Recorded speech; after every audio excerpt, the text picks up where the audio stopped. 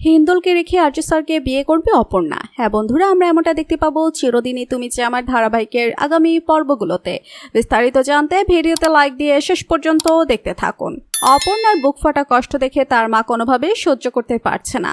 ওই মুহূর্তে তার মা ফাইনালি একটা সিদ্ধান্ত নিয়ে নেয়, সে তার মেয়ের কষ্ট কোনোভাবেই হতে দেবে না। এজন্যই তো সে তার মেয়েকে বলে দেয়, অপু তুই এবার পালা। অপু তার মায়ের মুখ থেকে এই কথা শুনে সে তো প্রাণ ফিরে পেয়েছে।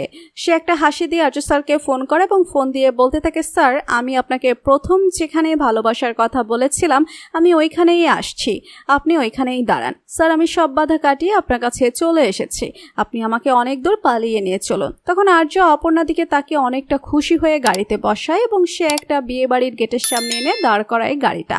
তারপর অপর্ণা গাড়ি থেকে নামতেই দেখতে পায় একটা বিয়ে বাড়ির গেট। অপর্ণা তো ওই গেট দেখেই চিনে ফেলেছে যে ওইটা আসলে অন্য কোনো বিয়ে বাড়ির গেট নয়, ওটা তারই বিয়ের গেট। অপর্ণা তখন আর্যকে প্রশ্ন করে, আপনি আমাকে এটা কোথায় নিয়ে এলেন? আর্য তখন অপর্ণাকে বলতে থাকে, এটাই আমাদের ভবিতব্য, আমাদের ভবিতব্য যেখানে নিয়ে আসতে চাই আমরা তো সেখানেই যাব। তখন অপর্ণা আর্যর কথা শুনে অবাক দৃষ্টিতে তার দিকে তাকিয়ে থাকে। তো বন্ধুরা, আর্য পালিয়ে বিয়ে করবে না, সবার সামনে সাহস রেখে বিয়েটা করবে আর হয়তো বা তার বাবার হাতে তার মেয়েকে তুলে দেবে এবং সে এটাই মনে মনে ভাবছে তার বাবাই তার হাতে তার মেয়েকে তুলে দেবে।